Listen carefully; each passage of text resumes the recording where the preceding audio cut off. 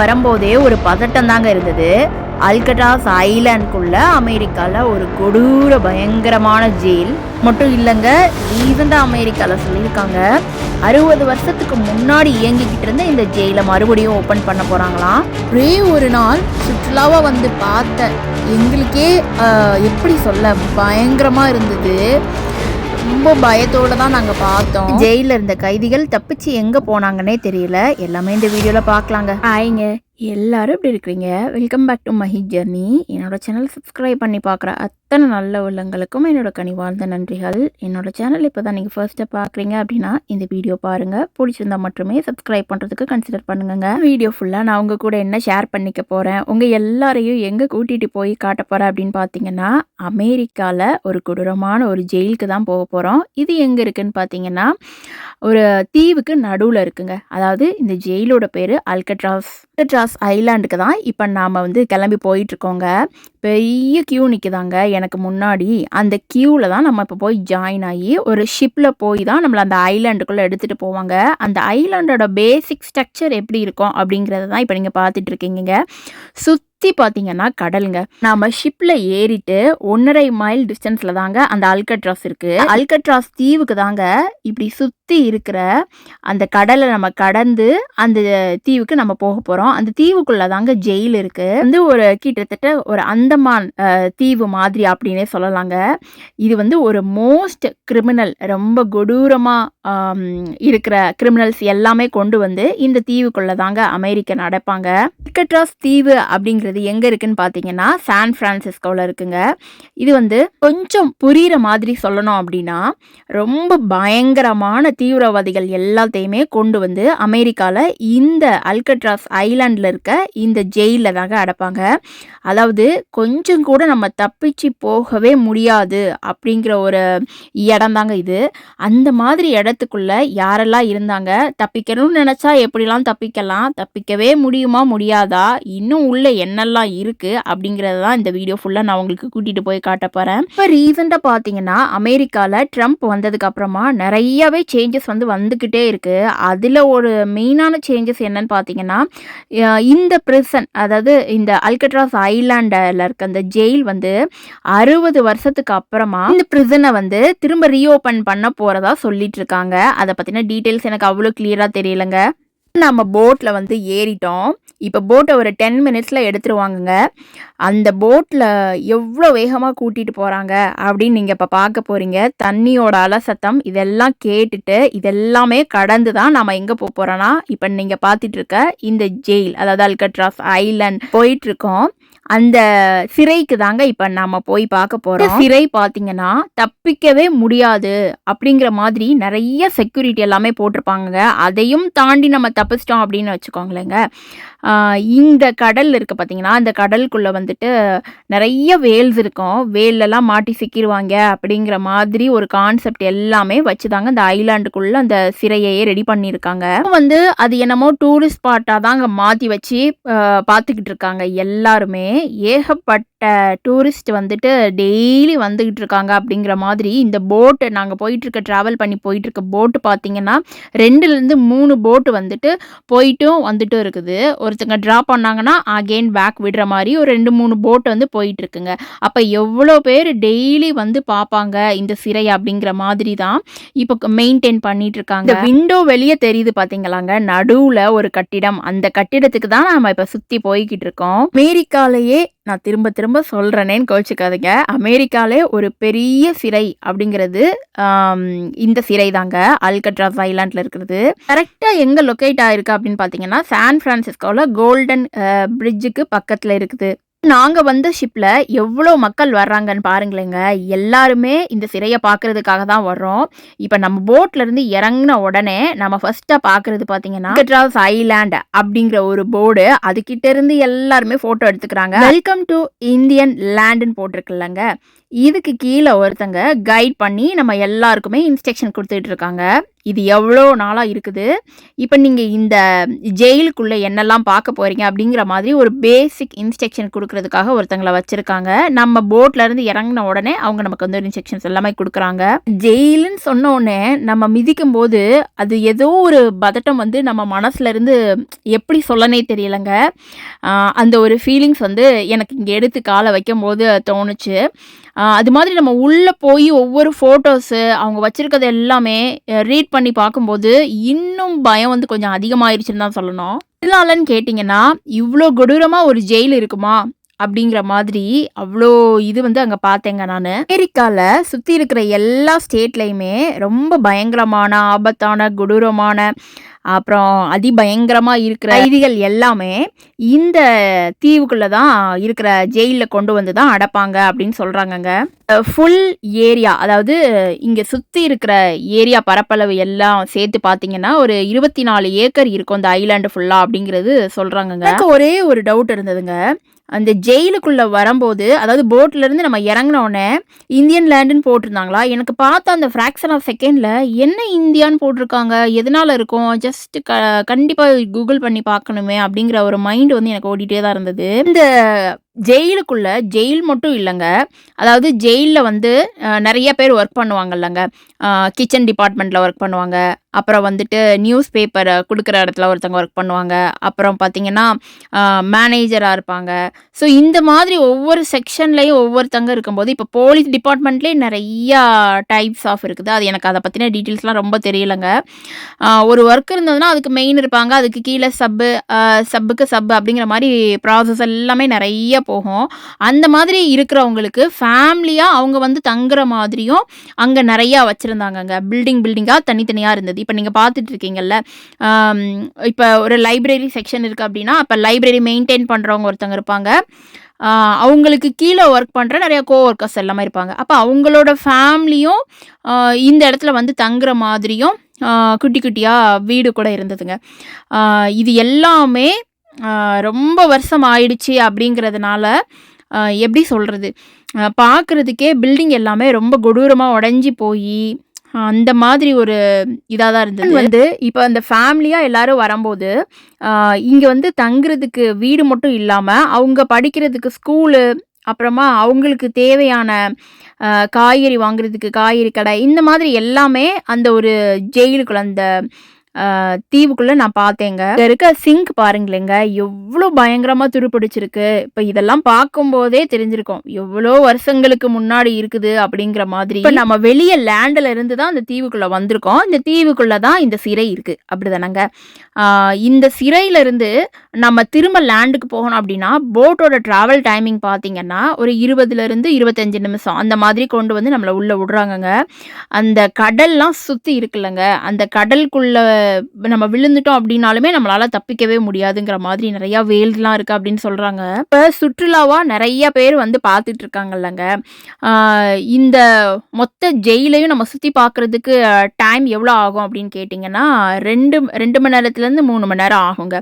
அது நம்ம பொறுமையாக பார்க்குறதுலேருந்து இருக்குது. 2.5 மணி நேரம் ஆகும் அப்படிங்கிற மாதிரி கரெக்டாக சொல்லலாம். இப்போ நாங்கள் வந்து கொஞ்சம் இடத்துல நல்லா ரீட் பண்ணி பார்த்தோம், கொஞ்சம் இடத்துல அப்படியே கொஞ்சம் ஃபாஸ்ட்டாக மூவ் பண்ணோம். ஏன்னா குட்டி பசங்க இருக்கிறனால நான் கொஞ்சம் இதை ரீட் பண்ணி அது என்ன இருக்குங்கிற மாதிரி ரெகக்னைஸ் பண்ணிட்டு இருந்தேன். ஒவ்வொரு இடத்தையும் கிராஸ் பண்ணி போகும்போது அதை பற்றின கதைகள் எல்லாமே அங்கே அழகாக போட்டிருக்காங்கங்க. இந்த தீவுக்குள்ளே இருக்க இந்த சிறையை சுற்றி பார்க்குறதுக்கு பார்த்தீங்கன்னா ஒரு ஆளுக்கு $40லேருந்து $45 வாங்குறாங்கங்க அடல்ட்டுக்கு. கிட்ஸுக்கு அதுலேருந்து கொஞ்சம் ப்ரைஸ் கம்மி அப்படிங்கிற மாதிரி. இங்கே பாருங்களேங்க, கண்ணாடிலாம் எவ்வளோ திருப்பிடிச்சு உடஞ்சிருக்குன்னு பாருங்களேன். கரெக்டாக அமெரிக்கன் டாலர்ஸ்லேருந்து இந்தியன் ருபீஸ்க்கு கன்வெர்ட் பண்ணோம் அப்படின்னு பார்த்தீங்கன்னா 3800 வருங்க $45. இது வந்து அடல்ட்டோட காஸ்ட்டு. கிட்ஸுக்கு வந்து அதுலேருந்து கொஞ்சம் ப்ரைஸ் கம்மி அப்படிங்கிற மாதிரி. சுற்றுலா தலங்களாக வரும்போது நம்ம டே டூர், நைட் டூருங்கிற மாதிரி 2 ஆங்கிள்லையும் பார்க்கலாங்க. நாங்கள் இப்போ வந்து இருக்கிறது பார்த்தீங்கன்னா ஒரு 3:20க்கு நாங்கள் கிளம்புனோம். இப்போ நாங்கள் பார்த்துட்டு இருக்கும்போது 4:20 ஆயிடுச்சுங்க டைமு. இதே இது நைட் டூரும் இருக்குங்க. இருக்கிற எல்லாரும் சொல்கிறாங்கங்க நைட் டூர் வந்து பார்க்கும்போது இன்னும் அழகாக இருக்கும், லைட்ஸ்லாம் போட்டிருப்பாங்க அப்படின்னு சொல்கிறாங்க. பட் இந்த மாதிரி கதைகள் எல்லாமே ரீட் பண்ணி தாண்டி போகும்போதே நமக்குள்ள ஒரு உணர்வு வருதுங்க. மனிதனோட வாழ்க்கை இன்னும் எவ்வளவு இருக்குது, ஆம், எவ்வளோ எப்படி சொல்றது? ஒரு காடு அப்படின்னா, அந்த காட்டுக்குள்ள எப்படி பாம்பு, சிங்கம், தேளு, அப்புறம் ஏன் அழகான பீகாக் கூட இருக்கும். அப்படிங்கிற மாதிரி இவ்ளோ மனிதர்கள் நம்மள சுத்தி இருக்கிறாங்க. நாம எப்படி இருக்கணும்? அப்படிங்கிறத ஒரு ஆங்கிள்ல தான் நான் பார்த்துட்டே போயிட்டுருந்தேங்க. இப்போ ஒரு பெர்சன் நம்மள கிராஸ் ஓவர் பண்ணி போறாங்கன்னா, அவங்க கிட்ட இருந்து ஒரு நல்ல பண்புகள மட்டும் தான் நம்ம எடுத்துக்கணுமே தவிர்த்து, அவங்களோட கெட்ட பண்புகள நம்ம மைண்ட்ல வச்சுக்கவே கூடாது. அப்படியே அழிச்சிரணும். ஸோ, அந்த மாதிரி மெமரீஸ் எல்லாமே என் மைண்ட்ல ஓடிட்டு இருந்தது. ஹஸ்பண்ட் கூட ஷேர் பண்ணிட்டே வந்தேன் நானு. நீங்க பார்த்துட்டு இருக்கிறீங்கல்லங்க, அந்த குச்சி குச்சி மாதிரி. அதெல்லாம் என்னன்னு பார்த்தீங்கன்னா, அ இந்த தீவுக்குள்ள தங்கியிருந்த குடும்பங்களா தங்கியிருந்தாங்கல்லங்க, அவங்க குடும்பத்தில இருக்க குழந்தைகள் எல்லாமே சேர்ந்து, அந்த ஃப்ரீ டைம்ல ஒரு குட்டி குட்டியா படகு மாரி செஞ்சிருக்காங்கங்க. அந்த மாதிரி அ மரத்தால இருக்கிறத சீவி குட்டி குட்டியா படகு செஞ்சிருக்காங்க. அந்த படக தான் வச்சிருக்காங்க. யாரும் தொடாதீங்க அப்படிங்கிற மாதிரி ஒரு இன்ஸ்ட்ரக்ஷன்ஸ் எல்லாமே போட்டிருந்தாங்க. பார்க்கறதுக்கே அவ்வளோ அழகா இருந்ததுங்க, அந்த பசங்களோட கிரியேட்டிவ். இது வந்து மெயின் பிரிசன். அதாவது அதிபயங்கரமா இருக்கிற, கொடூரமா இருக்கிற கைதிகள் எல்லாத்தையுமே கொண்டு வந்து இதுக்குள்ள தாங்க அடைக்கிறாங்க. இத தவிர்த்து நம்ம இதுவரைக்கும் பார்த்துக்கிட்டு இருந்ததெல்லாம் குட்டி குட்டி கைதிகளா சேர்த்து அடைச்சு வச்சிருக்கிறது. இது வந்து அதிபயங்கரமா கொடூரமா இருக்கிற கைதிகள கொண்டு வந்து இங்க அடைப்பாங்களாங்க. குள்ள போகும்போது நம்ம ஒரு கைட கூட்டிட்டு போற மாதிரி, அதாவது ஒண்ணையும் நம்ம கிராஸ் பண்ணி போகும்போது நீங்க புரிஞ்சுக்கோங்க. என்ன நடக்குதுன்னு இதுக்குள்ள நடந்தது அப்படிங்கிறத தெரிஞ்சுக்கோங்கங்கிற மாதிரி நமக்கு வந்து ஒரு செல்ஃபோன் மாதிரி குடுக்காங்க. ஒரு ஆடியோ ஓ ரெக்கார்ட் பண்ணிட்டு அத நமக்கு குடுக்குறாங்கங்க. கிட்ஸுக்கும் குடுக்குறாங்க, அடல்ட்ஸுக்கும் குடுக்குறாங்க. நம்ம அத போட்டுக்கிட்டே நம்ம வந்து இத சுத்தி வரும்போது, இந்த இடத்துல என்ன நடந்தது? இந்த இடம் எப்படி இருந்ததுங்கிற மாரி ஒரு ஆடியோ வந்து நமக்கு ப்ளே ஆகிக்கிட்டே இருக்கு. அத நான் கேட்டு தாங்க நெறைய தெரிஞ்சுக்கிட்டேன். இப்ப நீங்க பார்த்துட்டு இருக்கிறதெல்லாம் பார்த்தீங்கன்னா, குளிக்கிறதுக்கான இடம். இந்த கைதிகள் எல்லாத்துக்குமே பார்த்தீங்கன்னா, தனித்தனியா உடைகள் எல்லாமே குடுக்குறாங்க. அதுக்குன்னு ஒரு ட்ரெஸ் கோட் எல்லாமே மெயின்டெயின் பண்றாங்கன்னு சொல்லியிருக்காங்கங்க. இப்ப நம்ம பார்த்துட்டு இருக்கிறது பார்த்தீங்கன்னா, அவங்க குளிக்கிறதுக்காக யூஸ் பண்ணியிருக்க ஷவர்ஸ்ங்க. அந்த காலத்துல எப்படி இருக்குன்னு பாருங்களேன். என் ஹஸ்பண்ட் கிட்ட அதான் சொல்லிட்டு இருந்தேன். இந்த மாதிரி ஷவர்ஸ் அப்புறம் சோப் வைக்கிறது எல்லாமே அந்த காலத்திலே இருந்திருக்கு அப்படின்னு சொல்லிட்டு. இப்ப நீங்க பார்த்தது எல்லாமே குட்டி குட்டியான கிளிப்ஸ் மாதிரி தாங்க. இதுக்கப்புறம் தான் ஒரு மெயின் பிக்சரே பார்க்க போறீங்கங்க. எப்படி சொல்ல? ரொம்ப பயங்கரமா இருந்தது எனக்கு. அப்படியே அந்த அந்த கைதிகளோட ரூம்குள்ள போகும்போதெல்லாம் அவ்ளோ பயமா இருந்ததுங்க. எல்லாருக்கும் இந்த மாதிரி ஒரு ஆடியோ டூர் மாதிரி ஒண்ணு குடுத்துடுறாங்க. நம்ம வந்து ஹெட்செட்ட காதுல போட்டுட்டு, அத ப்ளே பண்ணிக்கிட்டே நம்ம போகணுங்க. என்னோட பசங்க 2 பேருமே அந்த ஒவ்வொரு ஜெயிலையுமே கிராஸ் பண்ணி போகும்போது, இந்த கைதி வந்து இந்த இடத்துல இருந்தாங்க. நான் இந்த ரூம்குள்ள எவ்வளோ கஷ்டப்பட்டேன், என்னெல்லாம் நான் பார்த்தேன் அப்படிங்கிற மாதிரி அந்த ஆடியோ ப்ளே ஆகிட்டே இருக்குது பின்னாடி. பயங்கரமான ஒரு ஸ்ட்ராங்கான இரும்பு தாங்க. அந்த இரும்பால அந்த சிறைய வந்து பண்ணியிருக்காங்கங்க. ஒவ்வொரு ரூமுமே பார்த்தீங்கன்னா, அந்த மாரி ஒரு பார்ட்டிஷன் சுவரு மாதிரி இருக்கு. ஒவ்வொரு கைதிகளுக்கு. அந்த கைதிகள் உட்கார்றதுக்குன்னு ஒரு குட்டியா ஒரு டேபிள் மாதிரி, அதுக்குள்ள ஒரு ரெஸ்ட் ரூம் போறதுக்கு, அதுக்குள்ள ஒரு பெட். இவ்ளோ தாங்க ஒரு கைதியோட ரூமு. இந்த மாதிரி வரிசையா இருக்குங்க. இந்த எண்டுலேருந்து அந்த எண்டு வரைக்குங்கிற மாதிரி நூத்துக்கணக்கான பிரிசன கொண்டு வந்து தான் இதுக்குள்ள அடைச்சிருக்காங்கங்க. ஒருத்தங்கள வந்து பார்க்கலாம் அப்படிங்கிற மாதிரியே தவிர்த்து, மத்தபடி அவங்களால எதுவுமே செய்ய முடியாதுங்க. பாத்ரூம் போகணும், அது திரும்ப வந்து படுக்கணும், அப்புறம் ஃபுட்டு குடுப்பாங்க. ஸோ இந்த மாதிரி மட்டும் தான் அந்த சிறையே இருந்திருக்குங்க. இப்ப நீங்க பார்த்துட்டு இருக்கிறது எல்லாமே கீழ இருக்க ஃப்ளோருங்க. இன்னும் மாடி மாடியா இருக்கு. அதுக்கு மேல அப்படிங்கிற மாதிரி கட்டிடங்கள் பெருசா தாங்க இருக்கு. இதுல மெயினான ஹைலைட்டே என்னன்னு பார்த்தீங்கன்னா, இது வந்து ஒரு தீவுக்குள்ள அமைஞ்சிருக்குங்க. எப்படி சொல்றது? இந்த சிறையே ஒரு தீவ சுத்தி இருக்கிறதுனால, இவங்க தப்பிக்க நெனச்சாலுமே, திரும்ப அந்த தீவுக்குள்ள விழும்போது, அங்க சுத்தி இருக்கிற ஈரா, சுறா, அந்த மாதிரி ஒரு பெரிய திமிங்கலம், இதுக்கு எல்லாத்துக்குமே இரையாயிருவாங்க. அப்படிங்கிற ஒரு கான்செப்ட்ல தாங்க இத கொண்டு வந்திருக்காங்க. இத திரும்ப வேற ஓப்பன் பண்ண போறோம்னு சொல்லியிருக்காங்க. எனக்கு அத பத்தின டீட்டெயில்ஸ் ரொம்ப தெரியலங்க. சென்டர்ல இருந்து சுத்தி இருக்கிற அந்த ரூம்ஸ் எல்லாமே பார்க்கும்போது, மேல இருந்து அந்த சூரிய வெளிச்சம் உள்ள வர மாதிரி தாங்க பண்ணியிருக்காங்க. கொஞ்சம் வெளிச்சமா தான் இருக்கு. தெரியல எனக்கு எவ்வளோ டீட்டெயில்டுன்னு. ஒருவேளை நைட் டூர் வந்து பார்க்குறவங்களுக்கு வேற ஆங்கிள்ல லைட்ஸ்லாம் போட்டு வச்சிருப்பாங்களா என்னன்னு எனக்கு தெரியல. இங்க பாருங்களேங்க, இந்த ஒரு ரூமுக்குள்ள ஒரு பெட்டு, அப்புறம் வாஷ் பண்றதுக்கு ஹேண்ட் வாஷ், அதுக்கப்புறமா ஒரு குட்டியா ஒரு டேபிள், அப்புறம் பாத்ரூம் போறதுக்கு தனியா ஒரு ரெஸ்ட் ரூம். ஸோ இது எல்லாம் சேர்ந்து ஒரே ஒரு குட்டி ரூம். ஒரு ஆள் மட்டும் தாங்க உள்ள போயிட்டு வர முடியும். அவ்வளோ குட்டியா இருந்தது. நூத்துக்கணக்கான ரூம்க்கு நடுவுல ஒரு 2, 3 மட்டும் தாங்க உட்கார்ந்திருக்க மாதிரி டேபிள் போட்டிருக்காங்க. மத்தது எல்லாமே பார்த்தீங்கன்னா, படுக்கிறதுக்கு ஒரு பெட்டு, பாத்ரூம் இது மட்டும் தான் இருக்கு. ஒரு 2, 3 மட்டும் தான் பெட்டோட சேர்ந்து அவங்களுக்கு உட்கார்ந்திருக்கிற மாதிரி ஒரு செட்டிங்ஸும் தனியா இருந்ததுங்க. இது எல்லாத்துலயும் நம்ம உள்ள போயிட்டு வர்ற மாதிரி அவங்க வந்து பார்க்கறதுக்கு வச்சிருக்கல்லங்க. ஒரு 2, 3 ரூம்ஸ மட்டும் தான் ஓப்பன் பண்ணியிருக்காங்க. நம்ம உள்ள போய் பார்க்குற மாரி. அந்த உள்ள இருக்க இடம்லாம் பார்த்தீங்கன்னா, துருப்பிடிச்சு பல வருஷங்கள் ஆயிருச்சு அப்படிங்கிறனால, ஆம் அது கொஞ்சம் ஒரு மாதிரி தான் இருந்தது பார்க்குறதுக்கு. ஒரு ரூம் எடுத்துக்கிட்டிங்கன்னா, 4 அடி அகலம், 6 அடி நீளம் அந்த ஒரு கான்செப்ட்ல தான் ரொம்ப குட்டியா தாங்க இருக்குது. கூகுள் பண்ணி பார்க்கும்போது தாங்க தெரிஞ்சது. எதனால இந்த சிறைய வந்து அல்காட்ராஸ் ஐலாண்ட வந்து திரும்ப ஓப்பன் பண்ணணும் அப்படின்னு ட்ரம்ப் நினைக்கிறாங்க அப்படின்னா, எனக்கு தெரியல. நான் வந்து பார்த்தத தாங்க ஷேர் பண்ணிக்கிறேன். அதாவது இப்போ வந்து அமெரிக்கால கொஞ்சம் அதிகமாயிக்கிட்டே போகுது.